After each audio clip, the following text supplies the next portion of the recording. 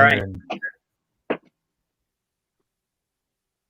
And we're live. So hello all. Welcome to another NinjaBill and Friends. And I am here tonight joined by Kato, Input, or Output in this case, and Dennis Moulton, a.k.a. Gotbot. So welcome all. And I want to start by wishing you all a very Merry Christmas and a happy upcoming New Year. And I'm hoping Cadamus and Tia Fangeek will come along and join us as soon as I see them. Or wait, here comes Tia Fangeek. Hello. And there he is. There's Tia Fangeek.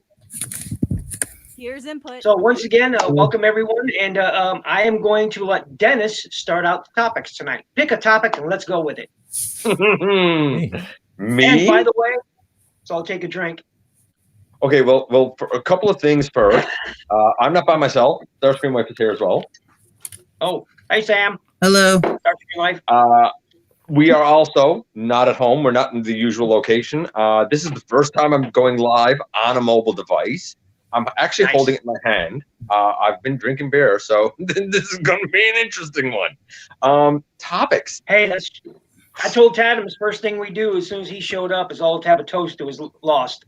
So absolutely. Lost but never forgotten. Well, you know what? You want me to pick the first topic? Here we go.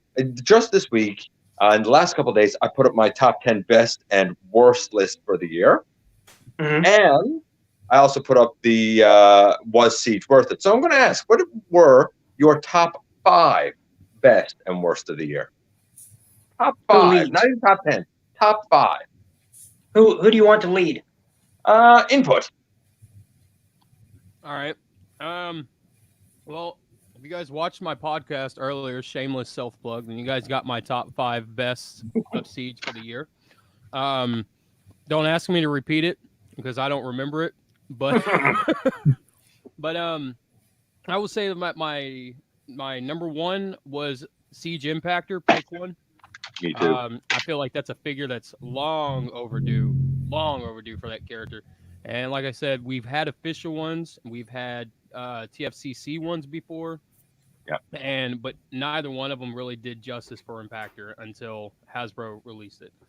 But then Skytread was I think number 3. Or not Skytread, sorry. Slam Dance. Mm-hmm. Was my number 3. And then G2 Sideswipe was on there. Sorry, I'm going around the office and trying to remember what I picked. But it could be outside of Siege too. I mean, my worst one for the year was that Studio Series Shatter. What a train wreck! Yeah, the car Shatter. Yeah, I agree with that. Yeah. And then the Jet Shatter doesn't look any better with the aerial bot mode on her back. Yeah, actually, a lot of kibble. But I will say, how about let's go. I'll say my disappointment of the year would probably be Jetfire. To do somebody else's channel. My router is just going ape shit. It's all right, It's all right. I know now this is probably a lot of people are gonna hate me, but my disappointment of the year was Jetfire. Really? Yes, I think it's a great figure. I really do. But like I said in your comments, that if I would have paid full price, I got him for half off, which was $45 US, and he retailed for $90. And I think after shipping and tax, I paid something like $56 total. Yeah. But if I would have paid the full $90 plus tax, almost $100 for that figure, that it's so light. I feel like it's so light for what it is. The white paint on it on the thighs is gray. I feel like that's completely inexcusable. I mean, if you ran out of white paint, fine, whatever. But I guess it just shouldn't have been gray. You know, it could be a different color white. Now I'm looking at it right now. It could have been a different color white, and I would have been okay with that because paint and plastic never match. But for the thighs to be gray, like a light shade of gray, it just doesn't. I don't know if that's coming off on camera, but it's a light shade of gray. It's not really white. But then the transformation, feels very Generations like. And that might be what's clouding. That's probably why I don't put it as high on the list, because that Generations Jetfire, the Thrilling 30 Jetfire, I think it was not that good to me at all. I didn't like the body. I didn't like the way it transformed. And I see similar engineering in that figure. And I think that might be the reason why I don't put it that high on the list, because it reminds me. Now, to be fair, I got the Generations Jetfire from Walmart, and he was mistakenly priced as a Voyager, so I got him significantly cheap. And then the new one, the Siege one, I got for less Canadian than what his retail American was. So I agree with you. Like, if I had paid 120 Canadian for Jetfire, I think I would have been like, that's pushing it for a plane, man. Yeah, and that's the only thing that, like, to me, just, I mean, I love the Commander class. I think it's a great idea. I really do. It's just, and I love what they did with Jetfire. I love the handles on the hips where, Autobots can hold on to them like an old G.I. Joe plane, and I love the accessories. I love the blast effects. It's just, I know people are giving him 10 out of 10, but I got to put him at like that 7 out of 10 mark. He's right. He's Terminator 3. He's not Terminator 2. You know what I mean? Mm-hmm. So. What about Tiafangi? Best and worst, buddy. Where's he gone? Oh, He family, walked away. He probably had something to do with his family or something. What about Kato? Do Kato. What are we on? Best I work, had buddy. to step away. Are we doing our biggest disappointment in Siege? Well, I said top 5 best and worst, but you know what? You can do your biggest disappointment if you want. Why not? It's Christmas. Well, It's easy time. I'm gonna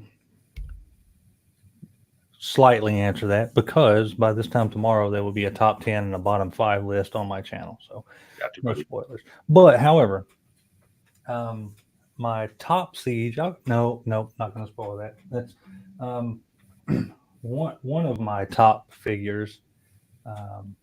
Definitely. No, I think my top Siege figure is Spinister. I love that figure. So It's a lot of fun. It's like everything that was wrong with a lot of the other figures, that one doesn't suffer from. There's nearly no hollow points except for, underneath the helicopter, the tail propeller area. I forgive that because you don't really see it that much. The transformation is genuinely fun, right? And I mentioned it in my review, but it's not very often that Hasbro gets a helicopter transformation well, right? Yeah. The legs end up being too thin and mumbly, or the waist, and it just, a lot of times it's all messed up. They nailed that one. I think they did. the fake cockpit doesn't bother me one bit because it makes the legs stand out perfectly. And like I said in my review, I think it feels like a gunnery seat or something underneath it. That's the way in my head it kind of feels like a gunnery section, not necessarily just a fake cockpit. And yes, Larkin, I said hollow points.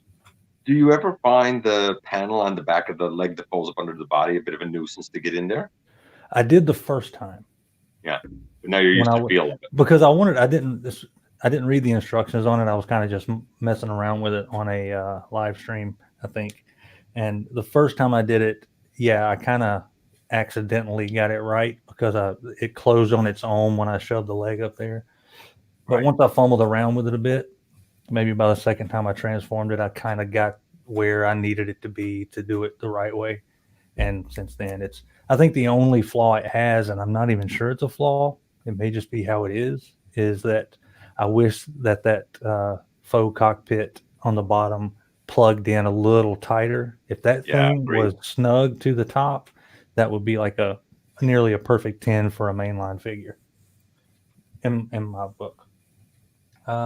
My one of my least favorite Siege figures, I'm gonna have to say Chromia. I hate that mold. Yeah. I want to say Ape. You know what? No, I'm going to say Ape Face because it didn't make my bottom 5. But Chromia Ape Face is not engineered well, and she's super light. But Ape Face feels outdated. Chromie, the teal one? Chromia is the blue car with the junk on her leg And the junk on her back. and the junk on her back. Yeah. And it annoys me that that's the mold teal they. one. It annoys me that that's the mold they decided to use to make all the rest of the fembots, because I think they all deserve better transformers than what they ended up as. But I think that the mold before the changes were made, and I said this in my countdown, I think the mold before the changes that were made to make her into Chromia, I think the mold was better before they made the changes.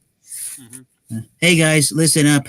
My family just told me they want to eat dinner right now, so I'm gonna have to log off for a while. But I will come back if the stream is still going in the next 45 minutes. So I'm so sorry for interrupting. I just wanted to make that announcement. I also wanted to make another announcement. The other day I got Siege Spinister from Amazon, and today I walked into my local Target store and I got Crosshairs. Nice. So with Crosshairs now in my collection, I only need the 2 Battle Masters of Singe, Rung, and also Titan Class Omega Supreme to have every figure that's been released in the Siege line. Impressive. Yeah, so I now have 99% of the Siege line in my collection. So thank you, everyone. And if the stream is still going within the next 45 minutes, I will be back because there is a lot I'd like to continue discussing with you guys. So thanks for having me here for the brief time now, and I will see you later. Take care. I agree with you on that Chromia, 100%. 100%. Yeah. I got it yesterday as a Christmas gift from my mom, and so it kind of has a special place in my heart for that. But I don't understand how it's the same mold essentially. It's just re-engineered, and I don't understand how Chromia is shorter than the rest of them. I know. Look, I'm glad to have her because the Generations Chromia never did show up around here. So I don't have another Chromia. So I'm happy to have her for that reason. But I'm also not blind loyalist enough to say, hey, she's perfect just because she's Chromia and was released in the Siege line. She's not. She's 64 grams of trash. But I'm still glad to have her because I wanted a Chromia. You know what I mean? Like, it's a flip up. Like, subjectively, I'm so guys, I'm glad back. to have her. Objectively, she's not good, man. Ninja Bill just came back at the right time to tell us his best and worst. But what? I'm really sorry. My router is having a psychosis moment here. So figures all week long. My internet's been perfect. Tonight, not so much. That's because we got other people, other family here, and they're eating up the ant. Everybody's got to use our Wi-Fi rather than their own data on their phones. Calm. Anyway, well, TF Fan Geek had to split for a bit. He had to go eat. Uh-oh. Ninja Bill is the remix. No. It's all right. We can have a party. He just join us when he can. We're just ganking Ninja Bill's channel. This, We are, ladies and gentlemen, this has just become And Friends. Yeah.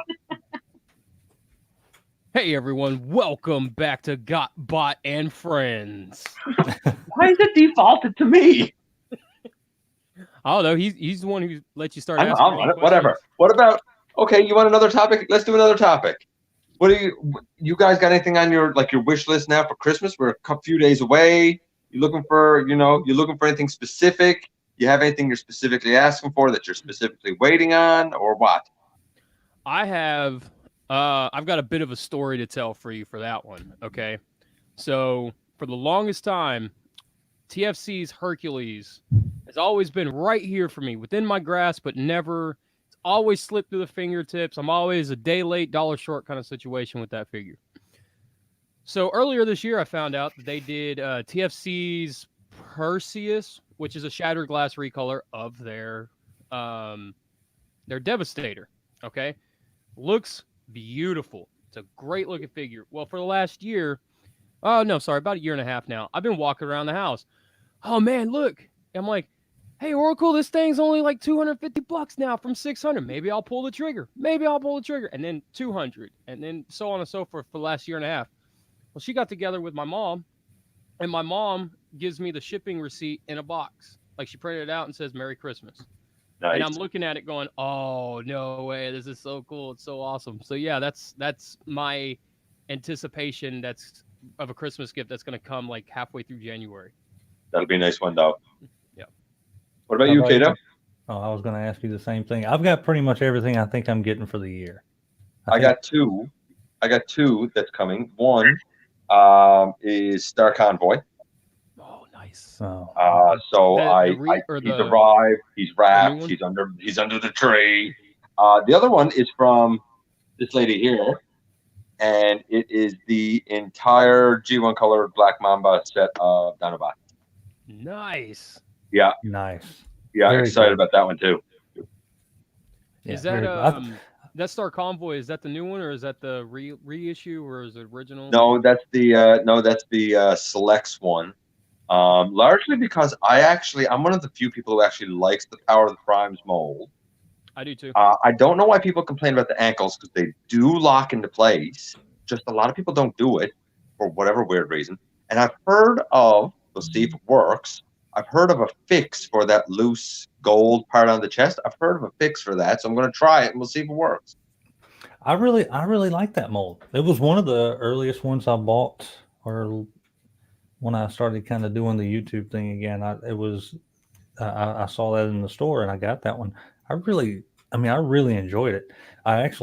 One of my earliest reviews is of the the Deep Space Arsenal add-on kit for it that lets you pull Orion packs out and basically make two separate.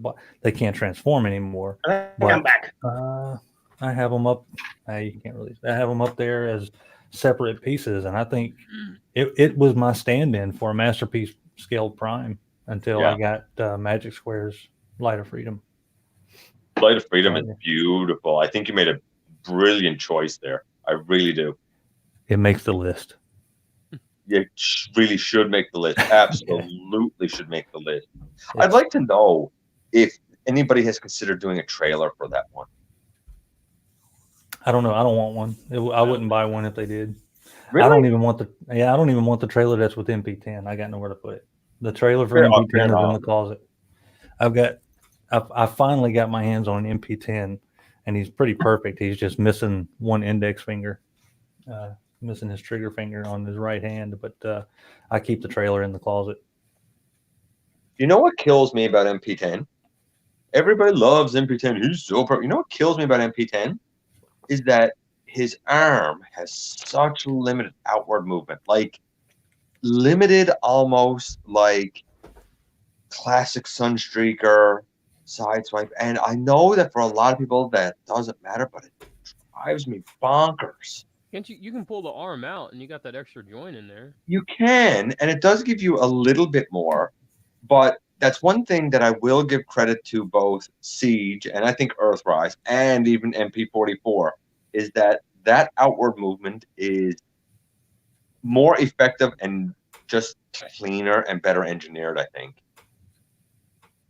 Well, I have no doubt that MP44 is a fantastic Masterpiece Prime. I couldn't. He ain't worth that price though.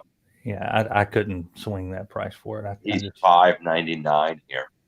That was actually the reason I bought Magic Squares. I wanted an MP Prime anyway. Yeah. But as soon as I saw that price, I was like, I'll go. What get made Magic you Square. choose Magic Square over Transform Elements? I think it was coming out first.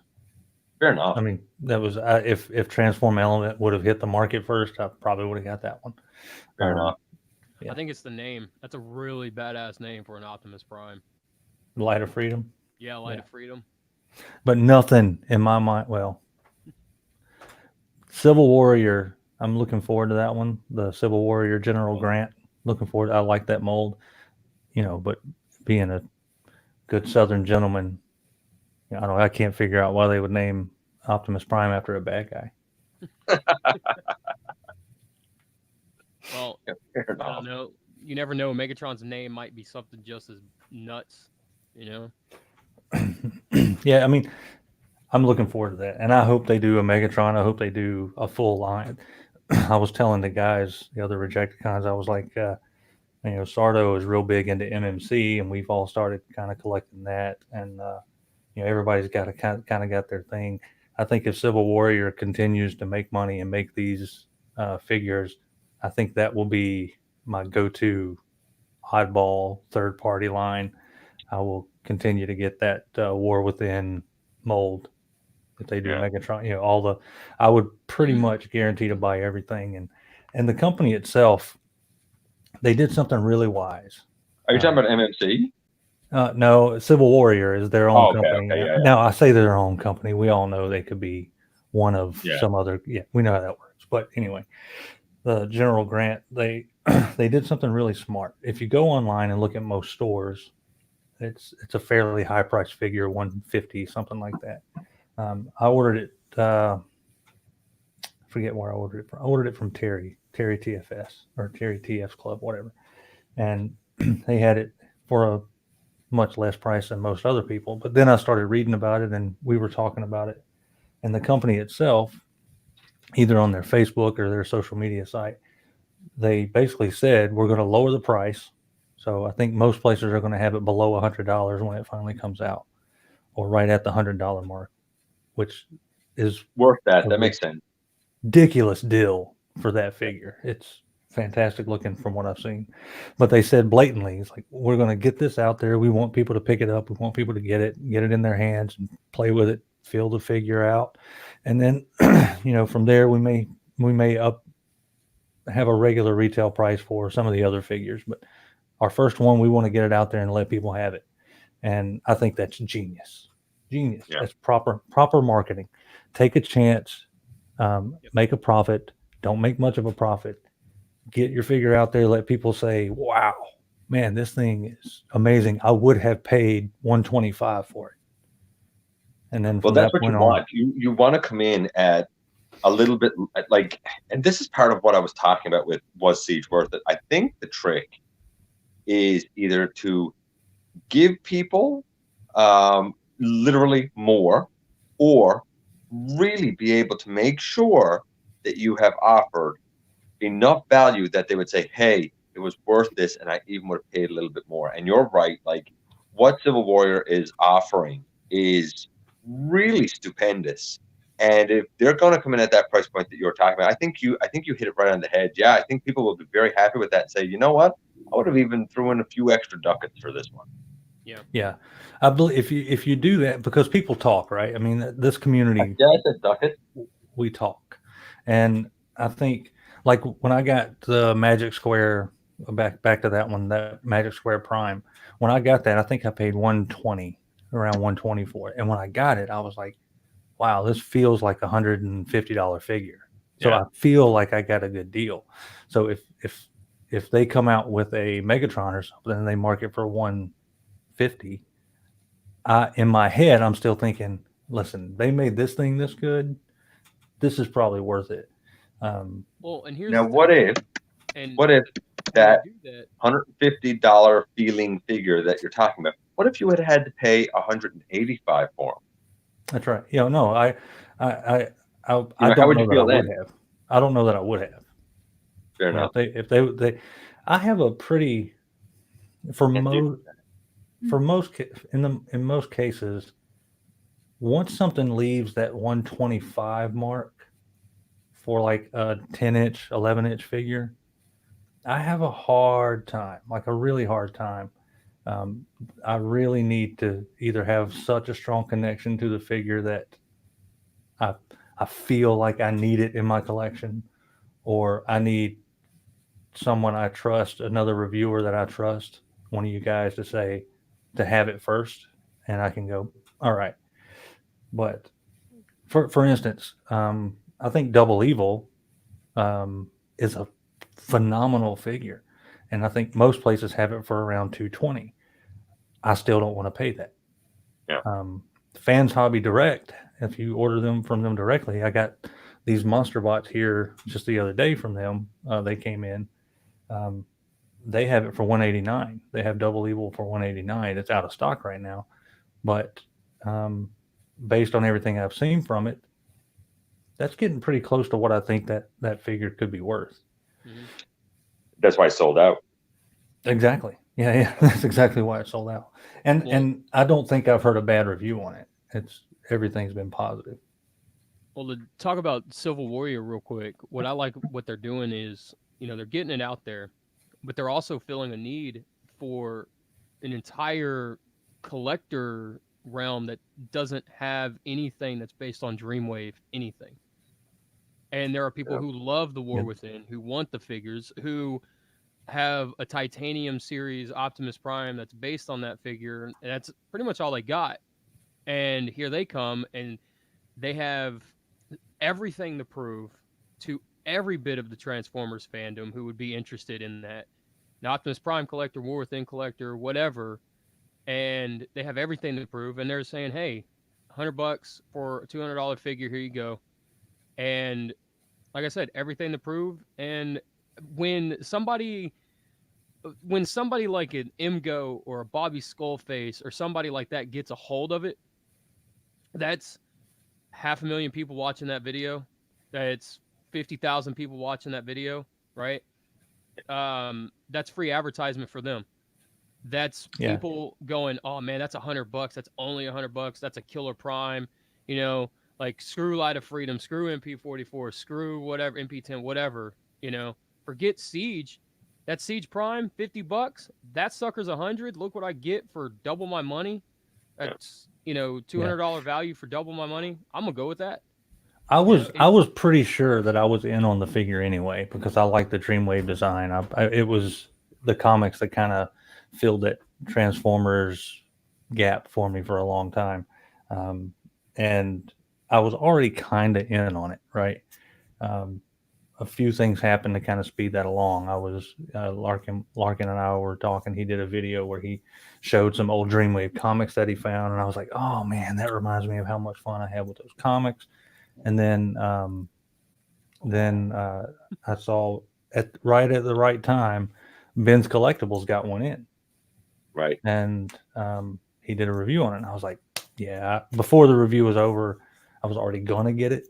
But watching that and seeing the figure and seeing how big and bulky that thing was, I was sold. I think, though, that, here's the thing. There's a twofold part to it. One, it is absolutely value for money. And you guys know, I'm a big advocate about not overpaying for something. I'm a big advocate about value for money. I think the second part of it is that they're being smart in that they're tapping into a segment of the market using Dreamwave, using War Within, that it might be a specific market segment, but it's one that's not really being serviced. So if you can tap in there, boom, there's your foot in the door. And if you make good enough quality representations of those characters, when you decide to expand out beyond that, you'll already have a reputation for being a top manufacturer and producer. I think it's a really smart business strategy for them. Yeah, I mean, look at 100%. what Mastermind Creations did. They did it with IDW. They did, and they did it. And then I don't know which one came first, but then their Ox, the Studio Ox stuff. Yeah, like that's what I've kind of been getting into, and it's made me want to get those 84 bots. So it's kind of what MMC did, and I think it's what Iron Factory does. Iron Factory pretty much makes an IDW-esque legend scale figure, and they do it really well. Yeah. So. And actually, I held off on getting a Masterpiece Bruticus with my fingers crossed that MMC would do one. I'm telling you, man, that Swindle. I love that bot. You're really smitten with him. Yeah. Oh yeah. Yeah. Yep.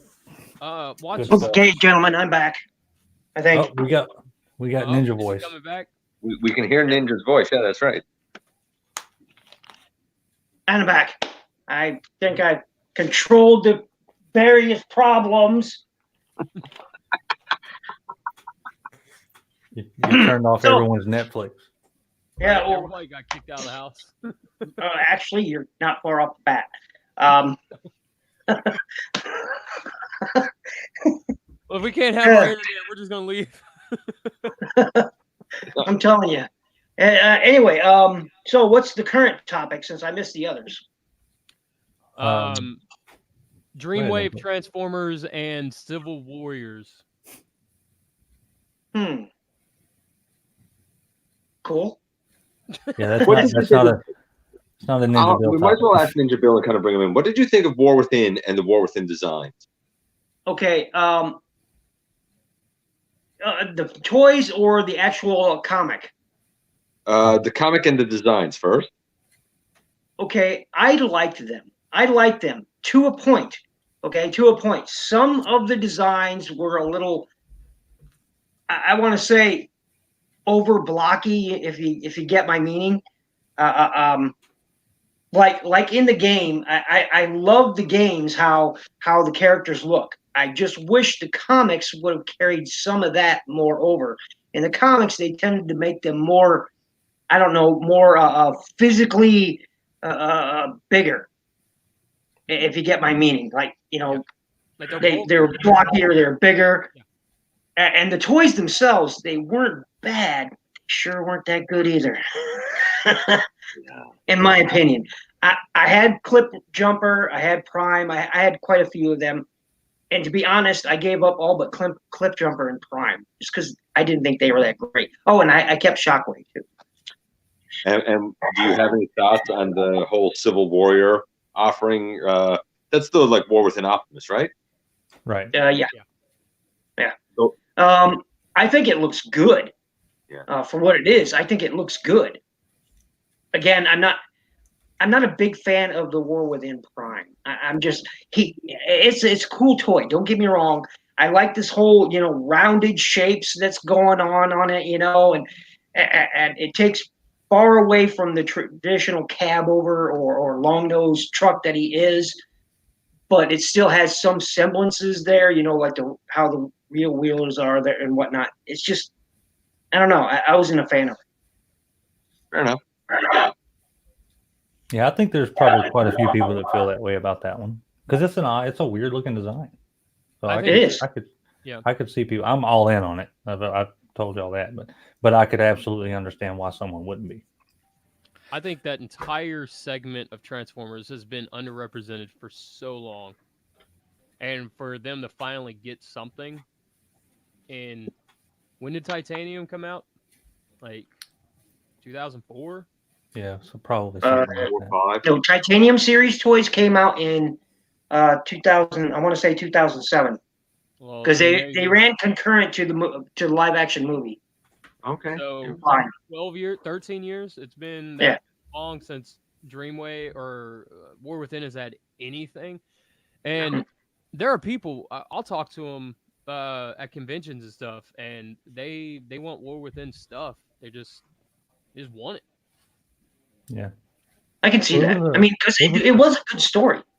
And it was our first, for me, it was our first foray into a modern telling of Transformers that, was kind of what seems to be normal now, right? Every other story is a take on the Cybertron wars and everything that happened there. But War Within really, for me, there may have been something before that. I don't know. But for me and how I feel is it was the first time I really got a chance to see some really random and massaged storytelling of their origin on Cybertron.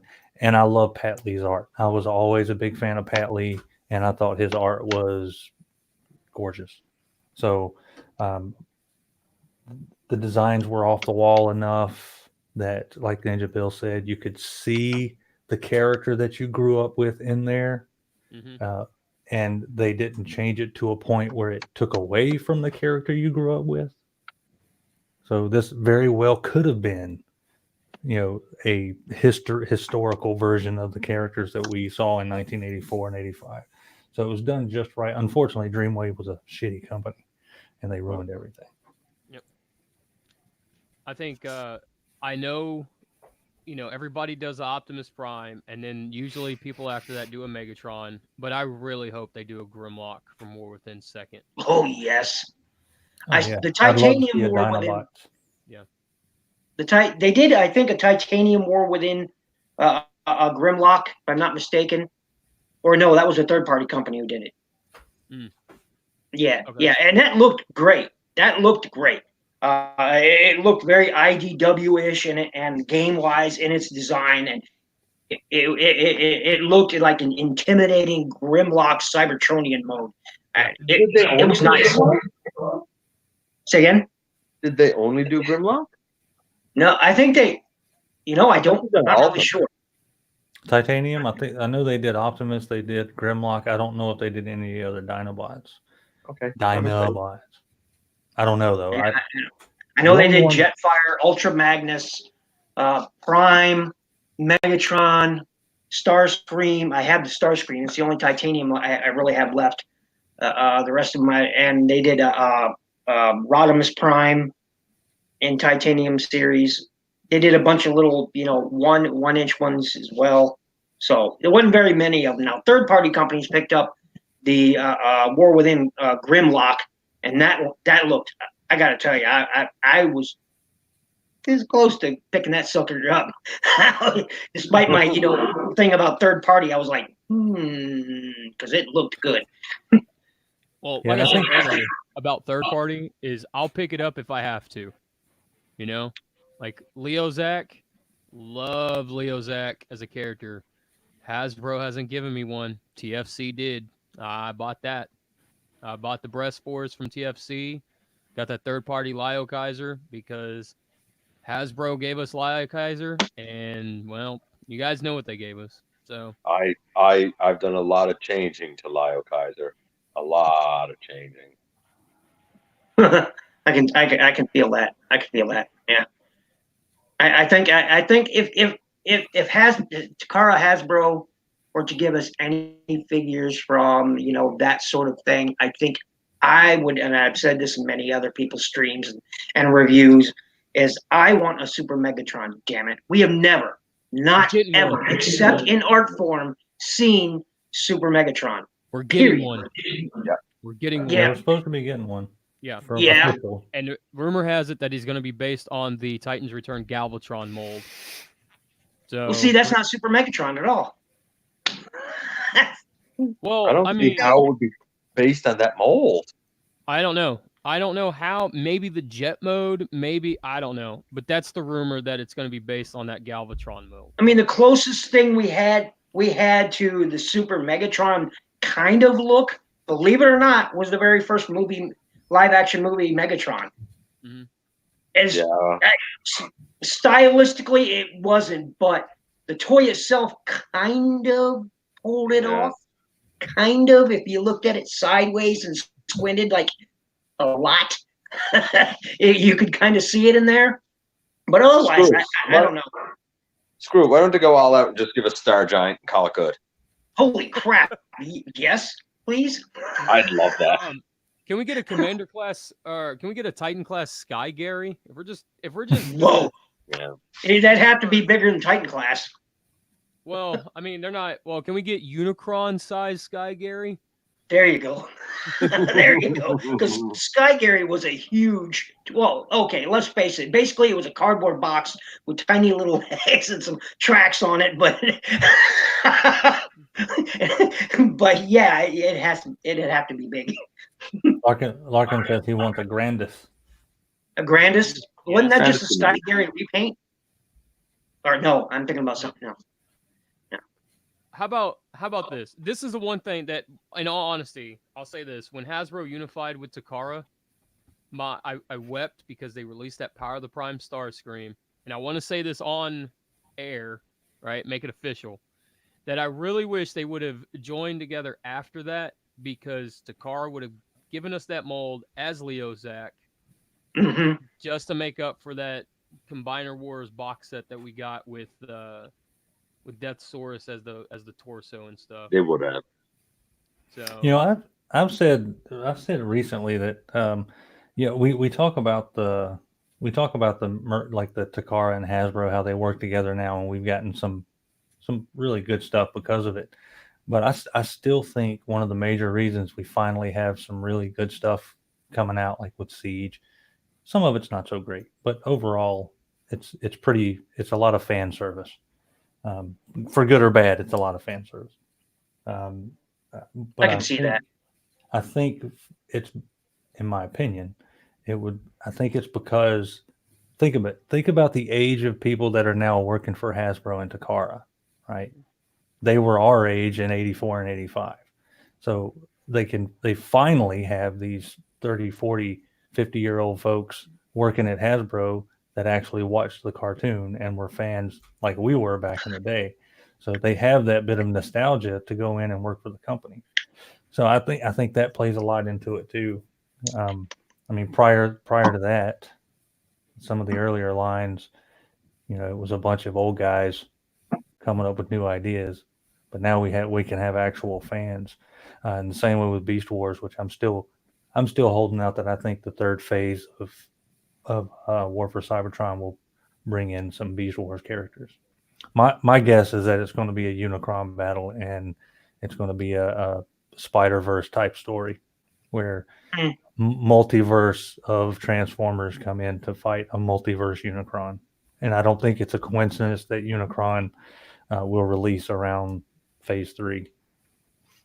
Oh no, Yeah. absolutely not. No, Yeah, it's it's not no a coincidence. coincidence whatsoever.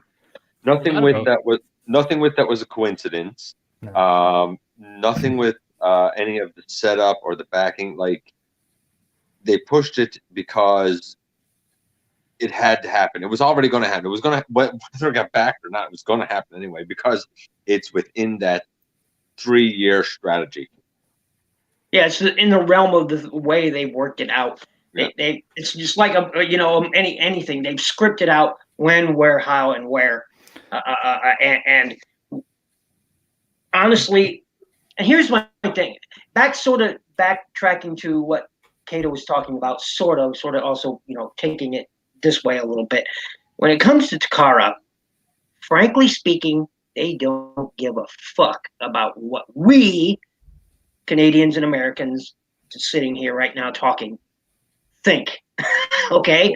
Their releases, they don't market to us. They market to Japan only. And I'm not joking about this. I know a guy who works in Takara, and I am telling you, they don't market anywhere outside of Japan. Period. They don't. Shouldn't. They don't research it. They don't market it. They don't care. They market to. It's just like with this Raiden release, right? A lot of people are saying, well, it doesn't make sense that they released Raiden. They should have released like Devastator. He's the more popular stall. It doesn't matter to them. To them, Raiden is the thing that people want. The rest of there's a huge train culture too. So it's like, we have this big train culture. We have Raiden. Let's do that. Yep. Yeah, they just, and then when Hasbro, the one thing I will say about this joint endeavor is Hasbro had sort of been forced to take in some of Takara's way of doing things. Not all of it, but they have been, Takara's sort of stepped in and said, look, all right, none of this KO material stuff that you've had in your figures, all right? We're going to want some more actual plastics in this, a little more paint here and there, So it's not all good and it's not all bad, but at the same time, Takara just doesn't care what we sitting here, the 5 of us sitting here, think, or the people sitting in the chat room. They don't care. And that's being absolutely frank. They just, again, I got my friend Miki who works there, and he says, look, we've never researched what people are doing outside, except for our Hasbro divisions, what they're doing. We don't market anywhere else. Yeah. Well, look at the population there. Yeah. If you were successful in Japan, it doesn't matter. You could take a loss in the rest of the world almost, because of the sheer population of the people that are fans over there, and it's not. I mean, given in nowadays times, it's not that stereotypically nerdy or geeky to be a collector of stuff like this. It's nostalgic. But, there was a time not that long ago where, guys like us were getting swirlies. Not me, some people. But you know what I'm saying? But in Japan, it's never been weird to be a fan. No. So you've got generational differences there where it's absolutely perfectly fine to be a geek and weird and off the wall and collect odd stuff. So, I mean, we're the sprinkles on the donut, right? The donut's all the good stuff that's in Japan, and we're like, we'll see what the US wants. And it's pretty easy to see a lot of times with the names of just simply with the names of the MP releases, how often the MP releases go with a more traditionally Japanese name rather than the American G1 name.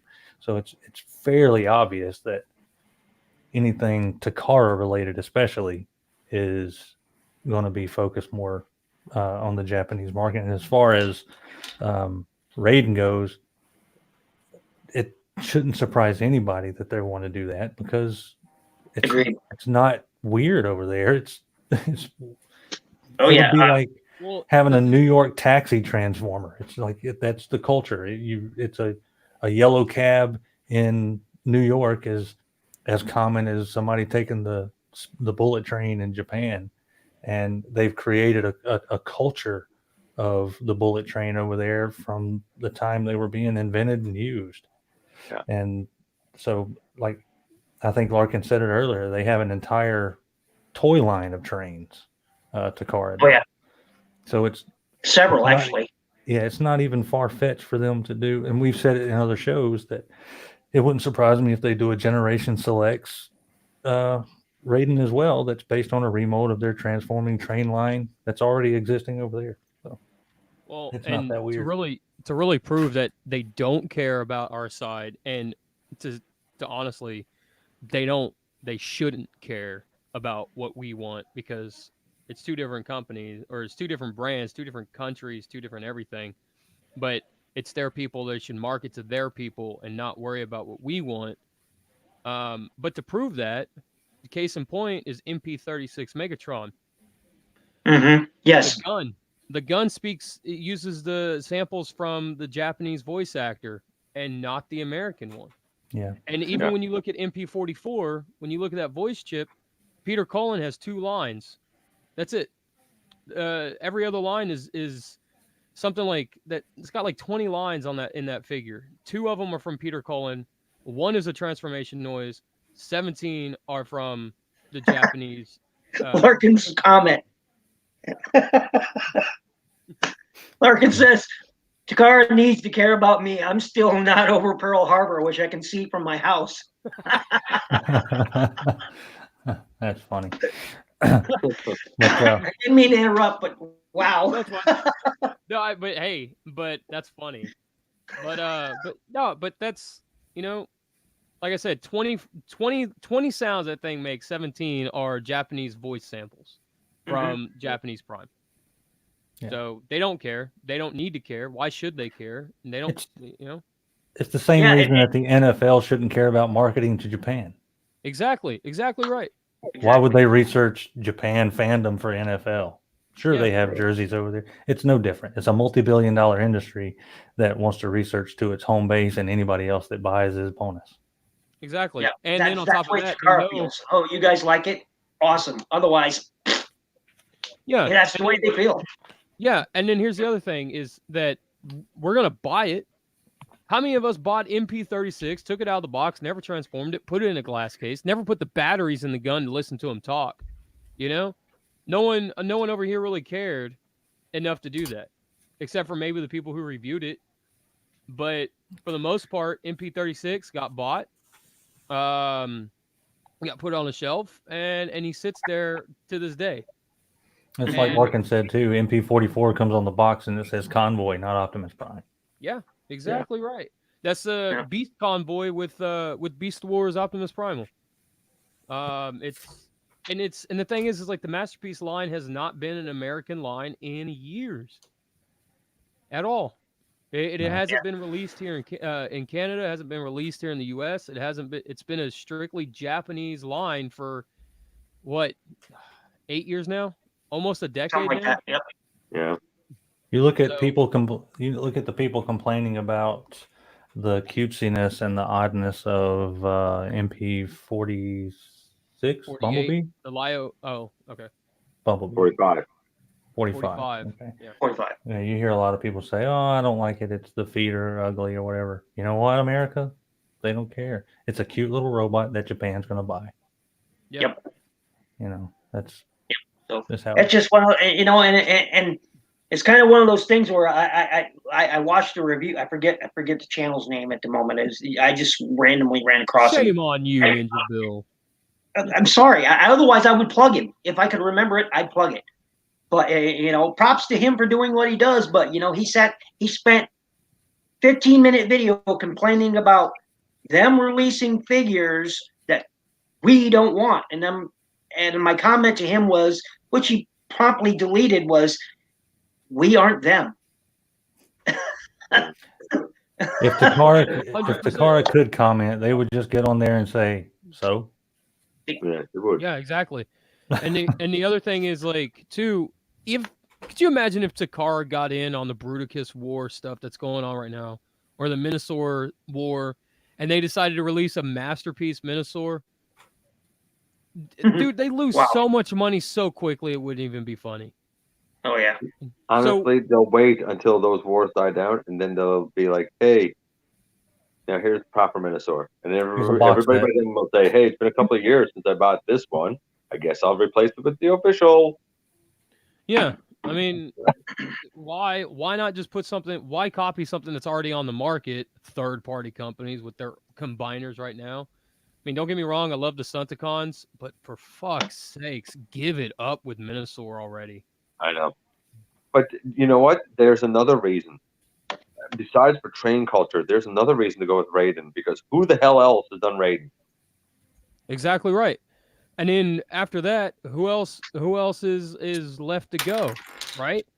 Dino King, maybe. Maybe if they do Raiden, maybe they'll give us a landmine, or a Build King, or not landmine, but Build King. But Build King, and this could be the start of them testing the water. They've never done a combiner, masterpiece combiner. I mean, that's pretty obvious. But maybe they'll give us a JRX. They've never done a masterpiece combiner. This could be them dipping their toe in the water. And they had to have seen what Zeta Toys, when they announced their Raiden project, how much news that garnered, right? Like how much attention that got. They had to have seen that. And so they're like, well, screw it. Hey, TFN Geek. Hey, I'm back, everyone. Hey, TFN Geek. They probably said that, why not? No one else is going to do it. No one else is doing it. Mm-hmm. And if it garnered this amount of attention from Zeta doing it, then screw it. Let us do it. And we'll put it out there and we'll make it official. And if they dip their toe in the water, who knows? We might get an official Dino King, which would be awesome. We might get a masterpiece, Lio Kaiser. We might get a masterpiece. The sky's the limit if this succeeds. Oh yeah, so, like I said, I want a JRX. I would love to have an MP JRX. All right, I would love to have honestly a Commander class JRX or a Titan class JRX. Okay, I'd settle for a Commander, not smaller than that. Definitely Commander class.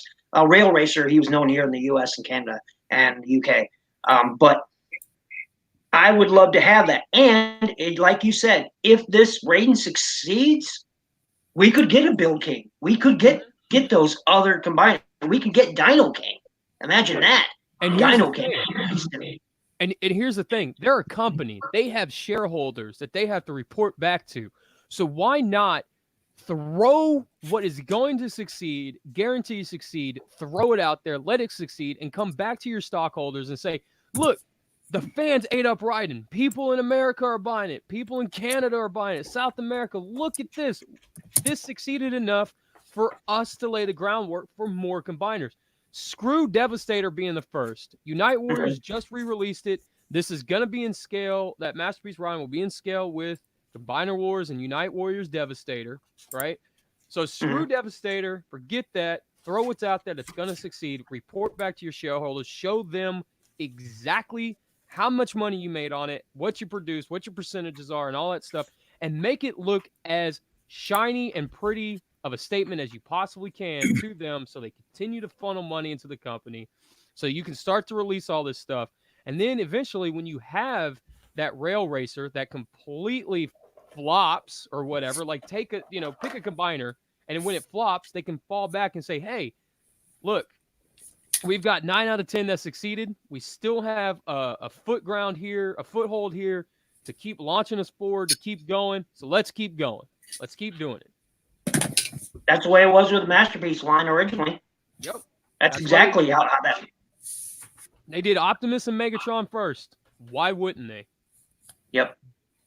But it all circles back again to is that whole cultural thing is Takara just does not care what anyone else in the world thinks. They're not marketing to any of us. They are marketing to Japan, not to anywhere else. And the other Well, thing maybe Singapore. Well, and the other thing that proves that is look at the boxing. Look at the boxes when Hasbro brings them over. They don't do an American box. They bring them straight over. Don't repackage. Don't do nothing. They just bring them straight over. They don't care. Hasbro doesn't even care. So if Hasbro doesn't care, why should Takara care? And let's not forget that there's a huge culture over here that has grown up watching pretty much anything that will come out of Japan. You know, it's like there's the anime era. Yeah, the anime era from the 90s up. And even earlier than that, the Transformers was even more sparse was the anime of the 80s. Made by Toei anime company. So, I mean, but it's not a big enough market to keep. It's not a big enough market. We're not as important as we think we are to Hasbro. And I'm not just talking about like the MP stuff. I'm talking about Hasbro mainland, like the main Hasbro stuff. Oh, yeah. Transformers isn't even their biggest selling brand. No, it's just not. What is their biggest selling brand? Pretty much. Their biggest. Go ahead. No, it's believe it or not, it's a game, board game. Okay, forget. But it's a board game. Yeah, yes. Hasbro's gaming division is probably it outsells everything, and then you've got all the like younger kids' toys that will always outsell the fan stuff. But but so that's why I'm grateful. Like I'm grateful that Hasbro is willing to do a little bit of fan service for us. Otherwise, we would all. Not that there's anything wrong with this, so it's not a diss on it. But otherwise, all we would get would be Cyberverse and Super Sentai. And what's the other kids Transformers one? Rescue Bots, because there's probably more money in both of those than there ever will be in the what we collect. Agreed. Because the little kids. Rudy says wasn't Gundam #1 for a while, but Gundam, none of the Gundam stuff was ever Hasbro Takara. That was Bandai. Yep.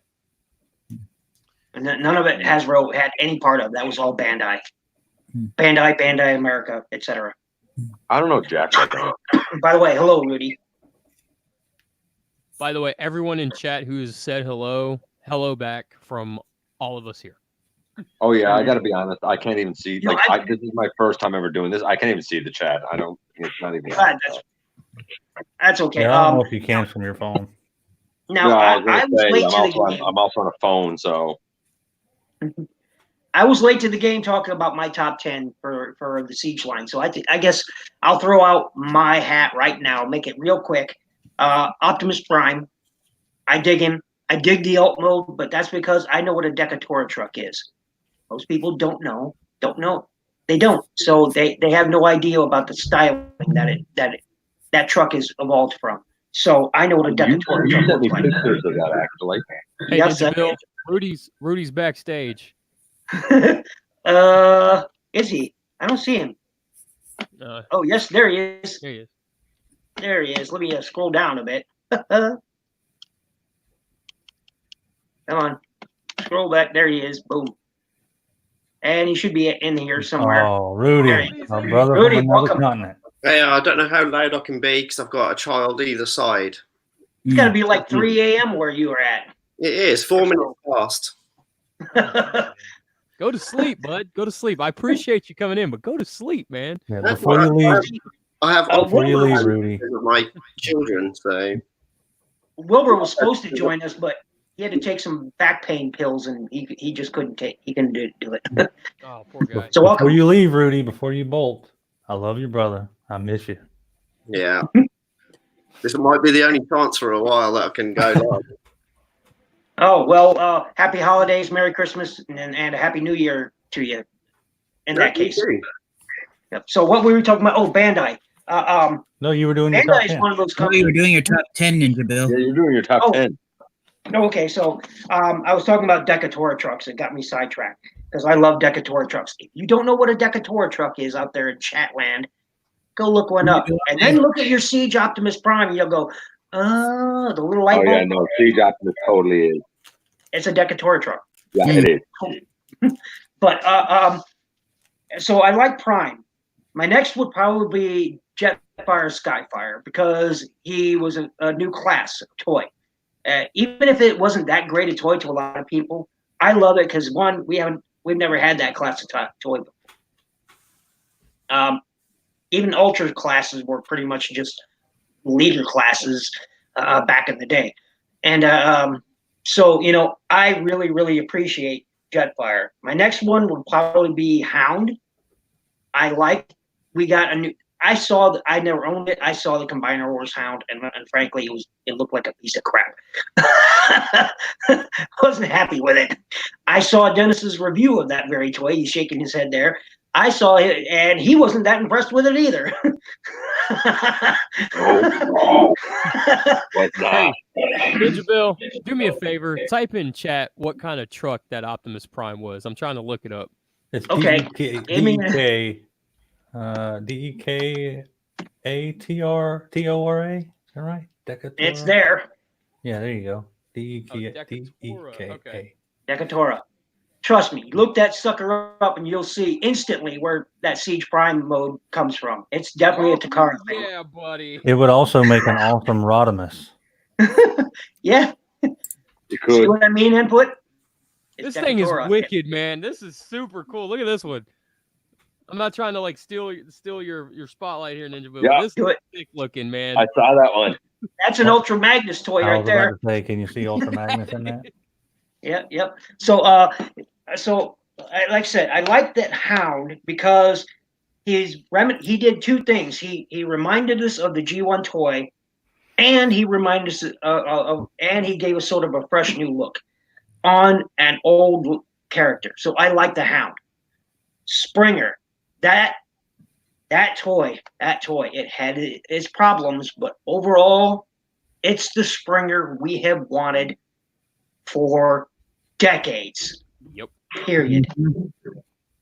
It had its problems, and almost everyone here who's reviewed it, matter of fact, everyone here who's reviewed it, will agree on what those problems are. And it's varied. Some problems vary between your edition of it. Some people didn't have the same problems others did. For example, the transforming and connecting the legs properly. Some people had that problem.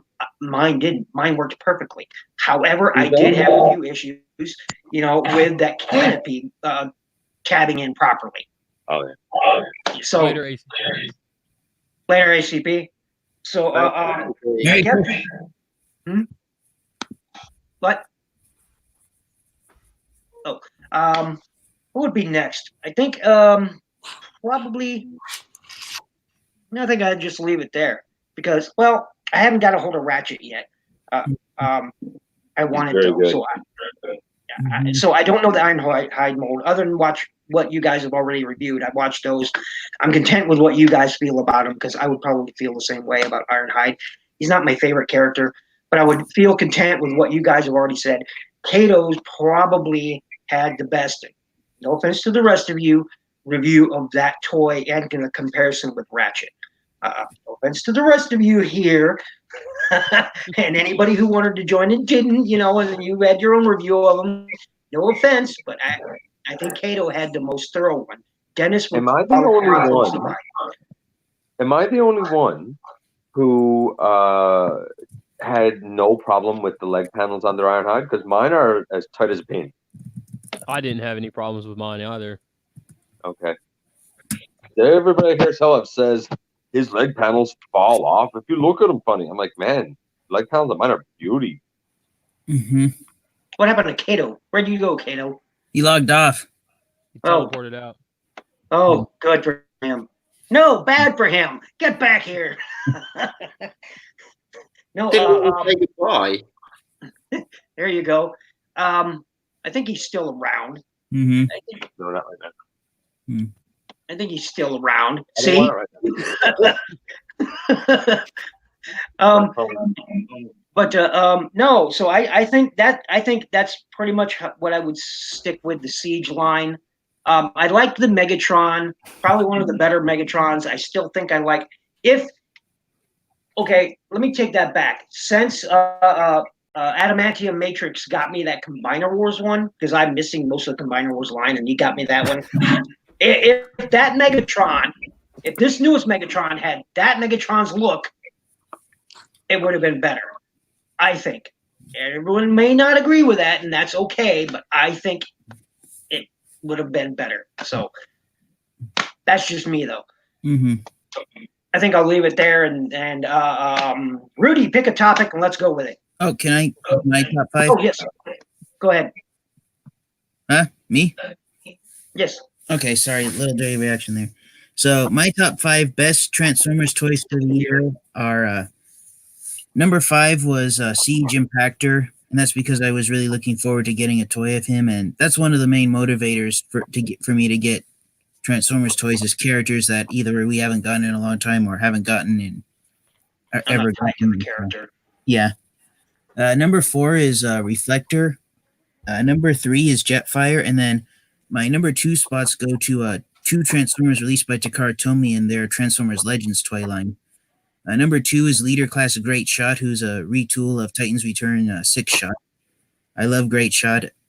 After I found out he existed, I liked him so much I got 2 toys of him, Takara and third party, and then number 1 for me was Big Powered, and because that's the only that has become the only figure of Atlas and his teammates that I have in my collection, and Big Powered is the reason why I still haven't gotten Omega Supreme.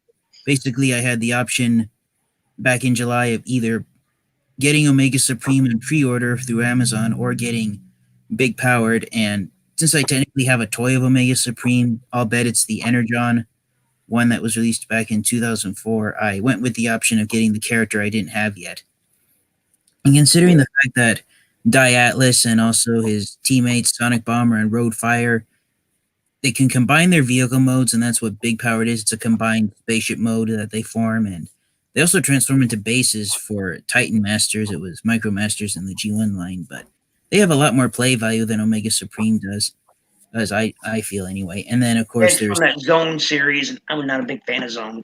I'm in the minority. I like Transformer Zone. Me too. Yeah. And then for my top 5 worst figures of the year, number 5 would have to be the Chromia from Siege, and then actually not just Chromia, Orthea, the entire combiner. Even though all of her components weren't released this year, some were released last year. As a combiner, Orthea, she's one of the worst I have.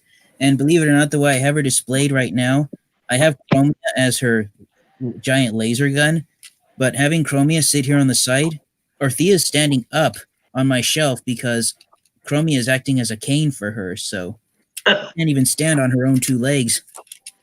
Weird. Yeah. Eggs and that. So yeah, Orthea's number 5, and then number 4 would be one of the Siege Micromasters, Swindler. He was sold with Road Handler in Wave 1. And I just don't like the way his arms transform. He's the worst Micromaster. He's trash. Yeah. And then number that gray, yeah. He's trash. Yeah. Number 3 would be this little guy right here. This is the Transformers Authentics Bravo Megatron. They just released this guy. I just saw him the other day at a store. I was like, he looks so bad. He is bad. He's hollowed out, and look, that's how he hides his head. That's how he hides his head in tank mode. And the tank doesn't turn because the back of it is formed by his arms that don't even connect. There's the ball joints under those slits there. And wow. And that's terrible. And these big black side panels are his robot mode feet. That's the only way they store. That's the only way they hide away in tank mode. So yeah, if you see Transformers Authentics Bravo Megatron, do not buy this toy. This is one of the crappiest Megatron toys ever.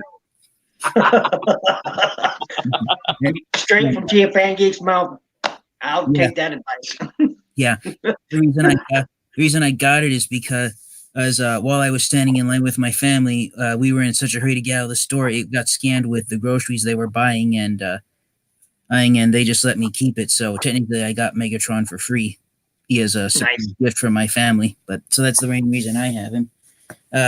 Number 2 would have to be Siege Slam Dance, because on my copy, his ankle joint almost broke, and so I actually unscrewed his foot, took it apart to fix it, and in the process, I accidentally broke one of the plastic pegs on his feet, and so when I put his foot back together, right at the toes, there's a tiniest little divider now going down the middle of his foot because of that plastic peg breaking off. It almost felt like they glued it shut so that it wouldn't open. I unscrewed the feet of mine a little bit too. I done it preemptively, but if I hadn't, I would have broke it. Absolutely. Mm-hmm.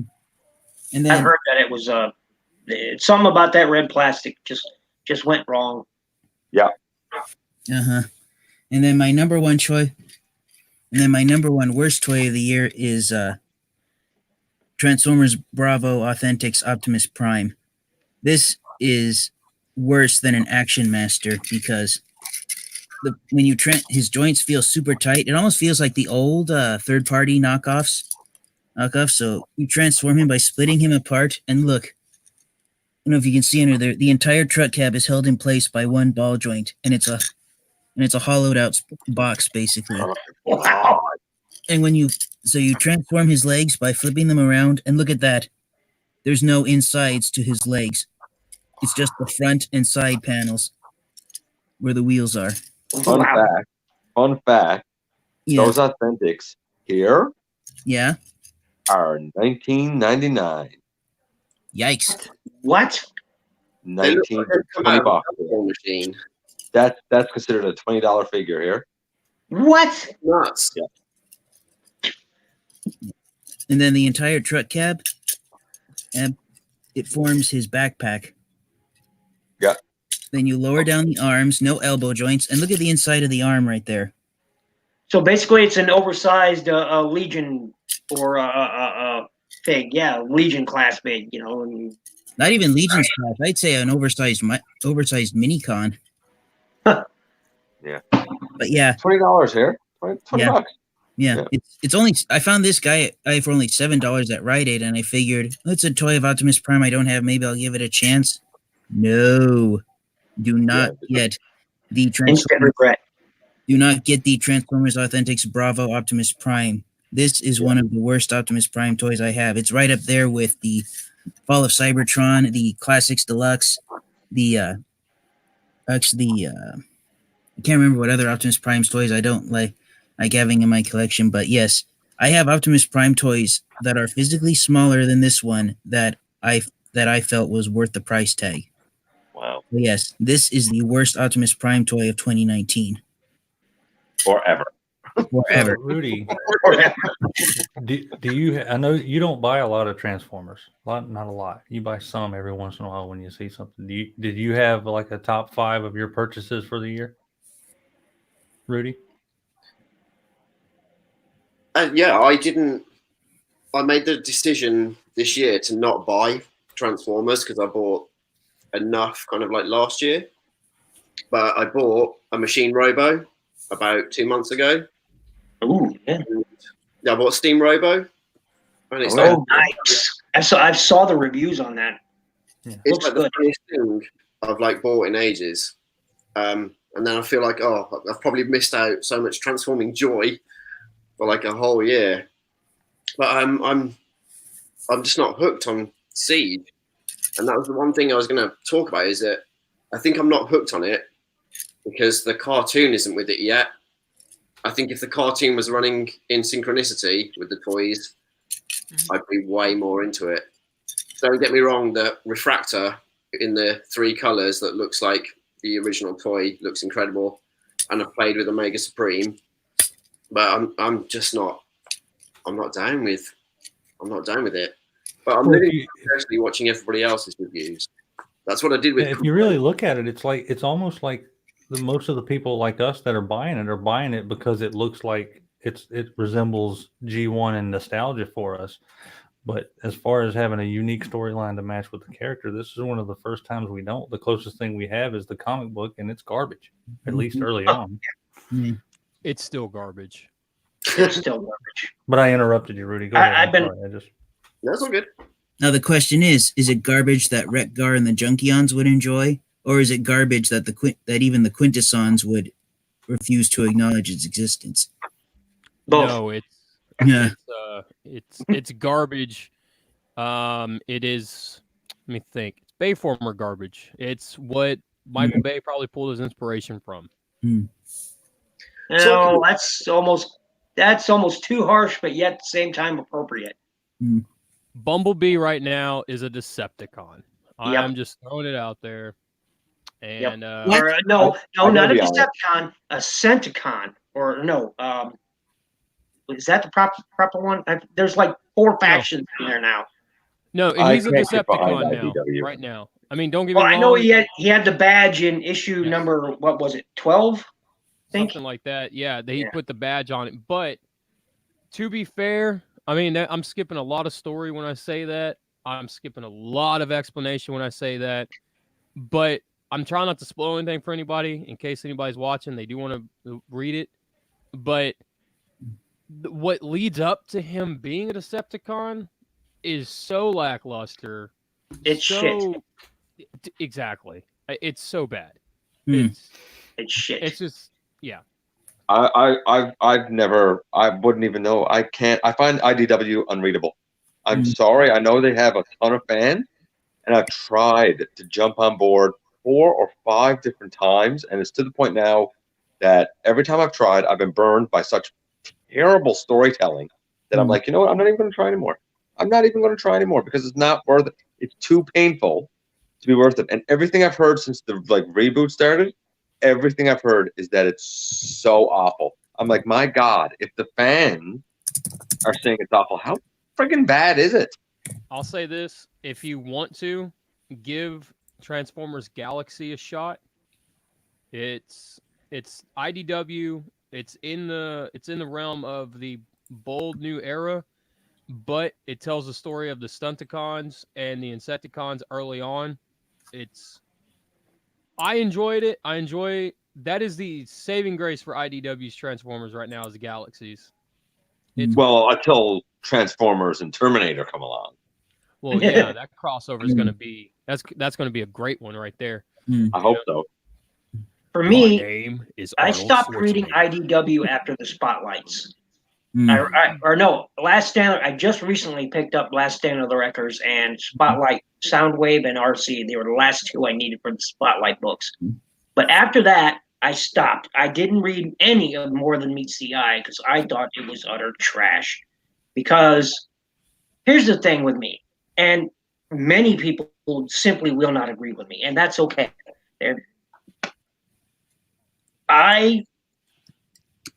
There is a certain way a character has been portrayed since the beginning. There are certain character traits that you should not alter or change about, let's say, about Ironhide, or let's say about Rodimus, or anyone. Insert your character here, right? They have developed character traits since the very first cartoon, since the original comics, since the original toy bios. They have certain traits. It's been shared across all of that. And then here comes IDW and said, yes, here comes IDW and says, fuck it. What? I will. Let me play devil's advocate real quick, Ninja Bill. Wait, no. Wait, I'll let you wait. My prime example is look what they fucking did to Starsaber. They took a heroic, almost more heroic than Optimus Prime ever was, a super heroic figure, and turned him into a freaking terrorist. Into what? They turned him into a religious zealot. Scumbag. Dude. Oh, yeah. I've got such a huge opinion on that. I'll let you finish. I'm sorry, Ninja Bill. I jumped in. I didn't No, mean to. no. I was letting you continue. Go. Oh. This is what I'm talking about. They don't Okay. understand. They took any characterization they knew about and then tossed it out the fucking window because they artistic license. Okay, what? And the thing was, like, with Star Saber, he shows up. I think it's like maybe 4 or 5 issues. He shows up, and he gets into a fight with Cyclonus. He transforms, and then Cyclonus cuts him in half. He bisects fucking Star Saber right down the middle of his jet mode, and that's it. Star Saber, that's stupid. And they make him this religious zealot scumbag character just to be killed off 5 issues or so later, just to prove that Cyclonus is a superior swordsman. Look, Star Saber, look, it's a new universe. I am on board with whatever you want to put in front of me. It's a new universe. It's an alternate telling, alternate characters, whatever. I'm cool with that. I am. When you put one of my favorite characters into that comic book, you got my attention. When you kill him 5 issues into this story, you just completely shed all over the fandom for that. You just completely ruined the entire story arc that you were trying to tell. And for what? An ooh shiny moment in the comic books? I mean, come on. Dude, it's like taking a character and throwing it out the window. Listen, I'll take ooh shiny over what happened in the latest IDW any day. And then the other thing that bugged me about it is it's Star Saber. It's a physical representation of the character from Victory. Mm-hmm. It's not the Armada sword that everyone fought over. So for the first time in roughly 10, 15 years or something, we get a Star Saber that's actually Star Saber, and he's gone in a blink of an eye. Done. Yep. Mm-hmm. Yeah, it's like I said, I couldn't read. I physically could not. I can. Yeah, I physically could not grab another or even look at another issue more than meets the eye again. People say, "Oh, but the Lost Light, stories are really good." No, they're not. No, they're not. When the premise is the same as the rest of the story, no, it's not. If you have a beginning, middle, and end that all is virtually the same, where's the story? Yeah. Where's the change? Now, that's my problem. To be fair, I've really enjoyed reading the books that Sardo let me borrow. I actually have enjoyed the IDW, but see, there's a lot of these characters I don't care about. I don't give a crap about Star Saber. I have no connection to him, so they can do whatever they want with him for me. But they are doing some things with Prowl I didn't really like that much, but I appreciate the story change. I've actually enjoyed the parts that I've read, so I might be on the outside of that, but I've liked what I've had so far. But I understand why someone wouldn't. The Star Saber bit is the only part of IDW that I started to see where everyone who doesn't like IDW, that was the point where I was like, I get it now. Because up to that, I won't say I was an apologist or anything like that, but for the longest time, I couldn't see why people hated the IDW books. I just really couldn't. I just thought maybe it was people being angry because it's not my G1 or that kind of attitude, right? Yeah, that's not it for me. Right, but when they got the Star Saber, I was like, I get it. Because somebody somewhere, Prowl has more fans than Star Saber. They didn't like what they did with Prowl or Prime or whatever. So I was like, at that point, like I said, I got it. I get it. Step in real quick. I'll be right back, guys. We got to take a break. Okay. All right. Okay. For me, look, I like artistic license. I'm all behind that. I like the idea of original storytelling. I'm all about that. Hell, we get movies about the same story all the time. Not so good, not so bad, some good, some. It happens, all right?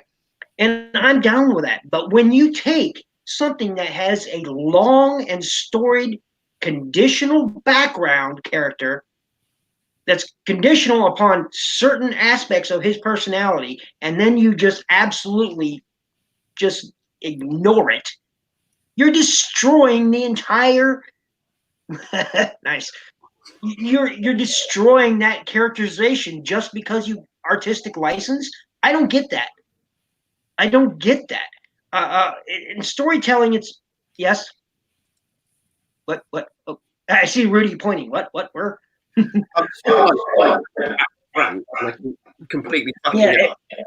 it's just it's insane how they just seemingly didn't care for anything but writing their own story their own way and didn't care about any pre-existing material out there. That's I guess what my main point is. They didn't care about pre-existing material. So the last time I read an IDW was way back when in 2006, and it was Hearts of Steel, and I absolutely enjoyed it. Oh yeah, An incredible like retelling, and then I stumbled across, I think it was Spotlight, and I was just like, nah, I'm done. Yeah, I mean, there have been bright spots. Like I did like elements of Sins of the Wreckers. I liked elements of Dark Cybertron, but to be able to get through those issues monthly, I couldn't do it. And it's not to say, don't get me wrong, like because people, I say a lot of stuff, and I get a lot of flack, as though what I'm saying is like a hard and fast thing. Don't get me wrong. Like as I say that, I know that there are tons of fans. I respect that. Like go for it, man. If it makes you happy, go for it. It's just as somebody who is also an author, I can't get behind the way that it is weaved together because it's not the way I like my storytelling, I guess. I like maybe I'm hypercritical because of it, but like I know that I feel like I'm in the minority when I say, man, it's not for me. And that's cool. But I can also acknowledge in the same breath that there are still like shining parts that I do like. It's just it's not enough for me to continue with it monthly. I can get that. Yeah, I can get behind that. Right. Yeah. This is just my opinion, but I think what IDW was trying to do, as you said a moment ago, Ninja Bill, with their own original ideas, I think they went too far with them because most of the Transformers comic book issues that IDW released that influenced the Transformers toys, when you look at the Transformers Generations Thrilling 30 toy line, it's also known as the Transformers IDW toy line because every single Transformers toy that was released in the 30th anniversary came from the pages of IDW's comic books, and the handful that didn't, such as Windblade or G-Axis, they later on were on IDW's pages, but this is just my opinion. But I think what IDW tried to do is they tried to see how drastically different they could make Transformers characters appear than they had in previous years, and I think IDW just wanted to go for jaw-dropping moments, like you pick up a comic book and you see they did this to the Transformers character, and I think IDW wanted fans to go, wow, I can't believe they did that with that Transformers character, because some of the things that IDW did, nobody else had ever thought stuff like that would happen. Some examples are Megatron becoming an Autobot. Nobody ever thought Megatron would ever put an Autobot logo on his body. I mean, that's Megatron we're talking about. Is the evil tyrant leader of the Decepticons going to actually become an Autobot? IDW thought so. And so I think IDW just wanted to go for those larger jaw-dropping moments with their stories and the portrayal of the characters. Because another example is what they did with Ultra Magnus. I mean, granted, Ultra Magnus has always had an inner robot. People call it White Optimus Prime. But inner robot, the way IDW did, it with Minimus Ambus actually controlling Ultra Magnus's body like a Gundam suit. Who in the world thought that they were going to do that to Ultra Magnus of all Transformers characters? It's ridiculous.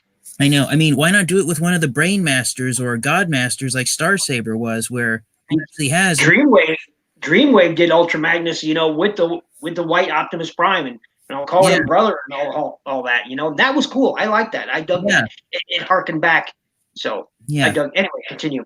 But also, right after they introduced Minimus Ambus, he says he was the latest in a line of tiny Autobots that had been using Ultra Magnus's body. And so, I don't know if any of you guys have ever watched The Princess Bride, but IDW turned Ultra Magnus into a heroic Dread Pirate Roberts. Holy crap, he's right. Yeah. Holy shit. You wait, Ninja Bill, you didn't get that connection until right now when I said it? No, I didn't. It just as soon as you said it, it clicked. Holy crap. Yeah, IDW turned Ultra Magnus into a heroic robot alien version of the Randall Dread Larkin. from The Princess Bride. And when I saw that, I was like, oh, come on. You're going to do that to a hero? Why not do it to a villain? I mean, the Dread Pirate Roberts was supposed to be a villainous character. I mean, granted, in the movie, we find out it's someone who's not so villainous, who's held the title most recently, but still, the ideas that IDW did it and how they reinterpreted Transformers characters. Because I read there was even one issue where the DJD, the Decepticon Justice Division, by the time they caught up with Megatron, Tarn actually had a jaw-dropping moment, so to speak, when he I don't saw even know who that is. become an Autobot when he was on board the crew of the Lost Light. I thought I read that Megatron did ultimately kill Tarn, but basically IDW, they tried to see how far they could go with drastically changing Transformers characters and showing them in ways that nobody had seen before. And I think they did too many changes too quickly for more conservative Transformers fans who've enjoyed the way Transformers characters have been portrayed in previous years. And so IDW trying to find the balance between new interpretations and older interpretations of Transformers characters. I just don't think they could find the balance. And now that they've finished their previous ongoing series and they're starting new ones, I just don't know how many Transformers fans, from what I've seen on the fan-based websites, Transformers fans, they're either on board with IDW's comic books or they're not really too enjoyable with them. I forgot. Yeah, no, I think you're right. Like I'm all for new ideas and even kind of slight reinterpretations, but there are certain character traits and tenets that you have to honor because people already know them. And it's not just true for Transformers, it's true for any franchise. If you're a fan of Doctor Who, when you get a new Doctor, there's just certain truths within that universe, within that character that you have to honor. If you're a fan of Star Wars or Star Trek, there are certain characters and certain character traits that are just there that you have to honor. Yes, you can deviate a little, you can re-envision a little, but at the end of the day, if fans see that character and what you've done is turn it completely on its ear, a few will say that's cool, and that many will say that's not the character though. And that is going to leave a stinging bite. I mean, you know, you mentioned Megatron being an Autobot. Cool idea, but at the same time, like I look at it and like it's a cool idea, but I don't want Megatron to be an Autobot. I kind of like the way he was, believe it or not, though a lot of people give this flack, and I get why you would. But I kind of liked the way Megatron was portrayed in the Machinima series, where he was like an old man, and he sort of just abandoned the Decepticons, like whatever, the war's over, whatever. And he was just sort of like a cranky old man, but like a cranky war veteran. Yeah, you know, and like I could look at it and say, okay, it's not quite the Megatron I know, but you know what? It's still true to the character. It's not him, you know, finding some sort of redemption or whatnot. It's just him kind of saying like, hey man, it was what it was, and this is where we're at now. And I could sort of buy that. Now, again, some people would say, no, that was awful too, but like to each their own. But no, I think TF Angie hit it right on the head. And that's exactly why some people dig it and why some people don't. 100%. Like I said, it's just. I think the issue with IDW that people have is that, or the issue with IDW that contributes to the issue that people have with them, is that they never had a jumping on point. They never had a restart, so to speak. You had to read the story from the beginning to really know what the characters evolved from and why and how to get all their motivation. And the story started off with Megatron being that tyrannical leader with the stories and stuff from 2005 when they first started. He started off that way, but he just evolved and kept going and kept going. So by the time you pick up More Than Meets the Eye, issue 12, 10 years later, if that's your first Transformers comic, you know, and Megatron's wearing an Autobot logo, there's going to be a lot of confusion. And I think, like I said, they never really had a true, real jumping on point to where the series could kind of refresh itself and then go from there. I say that, and then Megatron as an Autobot, the story, for me, I thought it was pretty good. But the problem with that story is that there was two redemption stories going on at that time. There was Megatron's redemption story, which when he became an Autobot, and Soundwave's redemption story, which he didn't become anything. He didn't join a side or anything. He was just kind of essentially a liaison between Earth and Cybertron. And Soundwave's redemption story was handled so much better than Megatron's. It almost as if it felt like that Megatron's redemption story was written for Soundwave, and at some point they flipped. They said, okay, well, let's do this. Let's put Megatron in that role instead of Soundwave. Yeah. And that's what it felt like to me. I gotta go. Thanks for letting me join in. Yep. Bye, Rudy. Anytime, Rudy. Take care, Take Rudy. care. Man, Merry Christmas. You Merry too. Christmas. I'm sure I'll see you all on your streams later. all right, I'm buddy. doing one with autocorrect primer Monday night. But Oh yeah, yeah. I hope I can catch that one. I'm going to be a little busy, but I hope so. and Yeah. Ninja Bill, Tarn is a character from IDW that's all his own. I think you would like Tarn. I really do. I already like Tarn. Wasn't I'll be honest with you. It wasn't until a few months ago I even know who. I just found out who the Justice Division or whatever they're called. the Decepticon Justice Division. That's the Yeah. I would be down. I would be down for like deluxe / Voyager versions of like the DJD maybe. yeah. Yes. Yeah, Like, I would Voyager totally be class down with that. I do a Voyager class toy of Tarn, and then have I forgot the other big guy, but the muscular member of the DJD. I can't remember if his name is Clench or what, but make him like a Voyager class along with Tarn, and then let's make the others deluxes, but then have but then I forgot the dog's name, and also the female member. I think her name is Nickel. Make them Legends class or small deluxes. Yeah. And because I recently saw, I forgot which YouTuber was it, but someone did a stop motion video I'll be featuring the right back, guys. division. And okay, see you soon, Ninja Bill. Someone did a stop motion video recently of featuring the Decepticon Justice Division as they've been portrayed in IDW's comic books, and I saw someone else comment one of the main reasons why the DJD has never gotten any official toys from Hasbro is they're probably too violent Transformers characters to be released at mass retail.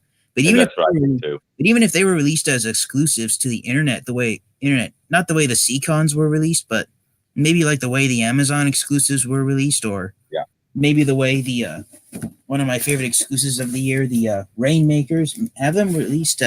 Love the Rainmaker. Not at Target stores, but maybe at Target's website, at least, because Walmart has done that with some of their exclusives in the past, where the only place you could buy it is on their website, not in store. Well, you know what? Something like the Rainmakers here in Canada was released at Toys R Us, and you know what you could do?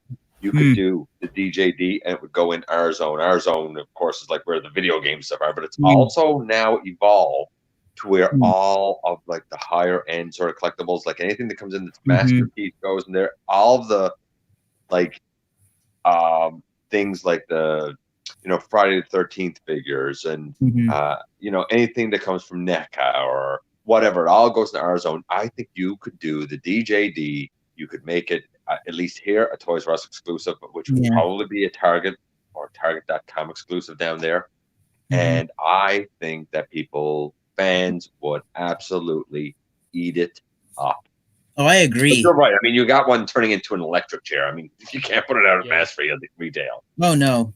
I think the only problem, honestly, I think the only reason why that we haven't got a DJD set from Hasbro is because there's nothing to remold those figures into. No, they're all original molds. Yeah. Yeah. I mean, the closest you could get is Tarn being a potential mold mate with Soundwave, and that's a bit of trivia nobody knows. The Decepticon faction symbol was actually inspired by Generation 1 Soundwave's head. That's where the Decepticon logo came from. And they just made Tarn's helmet being shaped exactly like it, just an embodiment of the Decepticon symbol. But hey, Green Turtle. hello, Green Turtle Gaming. But yeah, Soundwave and Tarn, they actually surprisingly have almost the same face. Well, I Hello. mean, MMC remolded Tarn into like 4 or 5 different figures. I think Tarn would be the easiest to remold Yeah, out of Impactor, just like MMC did. Yeah. The more difficult ones would be the the other guys. yeah. But I think Tarn could come from Impactor or Megatron or something like that. But I think Mhm. You know KI what? and Boss They would go be back. more difficult. You go back for Tarn, and do you remember the Hulk crossover that they Yeah. did? You could take elements of that and retool it to a Tarn. Yeah. What, like the Hulk? What was it? Humvee? Humvee or tank or something. I can't remember what it was. But you could easily remold some of the engineering of that and update it Yeah. and use some of the elements of that, and you can get Yeah. like a killer Tarn out of it. But before we get Tarn, I'm sorry if I'm going off topic, but you know the one character I would like, like in terms of like bulky sized Decepticons, you know which character I would want to be released first more than any of the others is Strika from Beast Machines. Oh, yes. Yeah. We need because I got into a live stream discussion the other a few weeks ago. I think it was with Autocorrect Primer, and I had said on his live stream discussion that if I had to pick a female Transformers character to be given a new toy, it would be Strika, hands down, a new Strika figure. Yes. Because the only toy of Strika we've gotten from Hasbro was the Beast Machines. It was And it wasn't that great. No, it wasn't. And I haven't. I think it was Mastermind Creations released a third-party figure that more closely looked like Strika in the comic books and the way she did in Transformers Animated. Because when Strika appeared in Transformers Animated and we actually saw her transform from her vehicle mode to her robot mode, I was hoping that at least Takara Tomy would release Strika as a Japanese exclusive, but we got nothing from Strika. She remained a cartoon exclusive character, but yeah, I want Strika. I mean, I think Strika could be retooled from one of the members of the Decepticon Justice Division, the one who has 4 arms. He has 2 tiny arms sticking out of his chest and the 2 large arms. I forgot his name, but Tesserus? yeah, I think I think Strika could be one potential character who could be mold mates with the Decepticon Justice Division.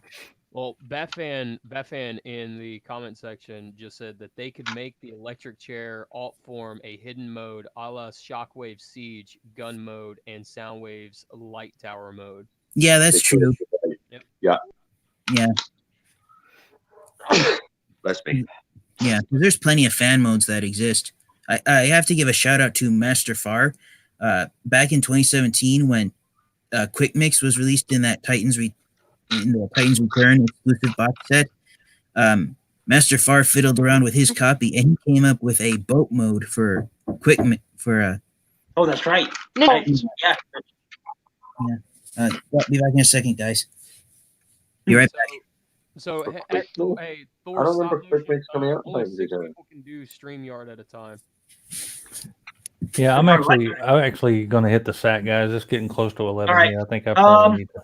All right, Yeah. go. What time? Yeah, I don't even know what time it is. All right. Yeah, we can call it. Thank you very much for everyone for joining me. Thank you very much for this. I want to wish everyone, as the ticker's been running by, telling everybody the same thing. Have a Merry Christmas and a happy upcoming New Year. I hope you all get many wonderful Bye, gifts. kiddo. Have many wonderful times with your family. Much joy to you. Love all you guys. You know, this has been may a have barely great been in it. community. Okay. It is a great community. What? I'm sorry, Green Turtle. You said something. I cut you off. Okay. And again, thank you for joining me. And I wish it would have started out better, but it's fixed now. To remind guests not to use my net. Anyway, thank you very much, Kato. I don't remember what I said It's been too now. long since we did the show together, and Dennis, I don't think we've ever done a show together. So We awesome. have, my friend. It was long Awesome, overdue. really honored, and I'm honored to have all you guys with me. Have to do this again. I'm thinking of either doing this, starting to do this NinjaBill and Friends on Sunday nights It seems like everybody else wants to have Saturday night stuff, so I may just start doing it on Sunday nights. And so make sure you watch all of these guys' channels. I will later in the video description add links to all their channels. You can check them out if you don't know who everyone is. Input, Dennis Moulton, aka Gotbot, Kato, TFN Geek, who was here prior, Rudy Sizzo, who is no longer with us. Speaking internet-wise. Dennis, why don't you lead us out in a great fable? The great fable? Yes, tell us a story, an epic adventure. Oh, an epic adventure. I don't know if I have an epic adventure story. Once upon a time, we all went to bed. I got one. No. Once upon a time, I hunted Kato down to find out where that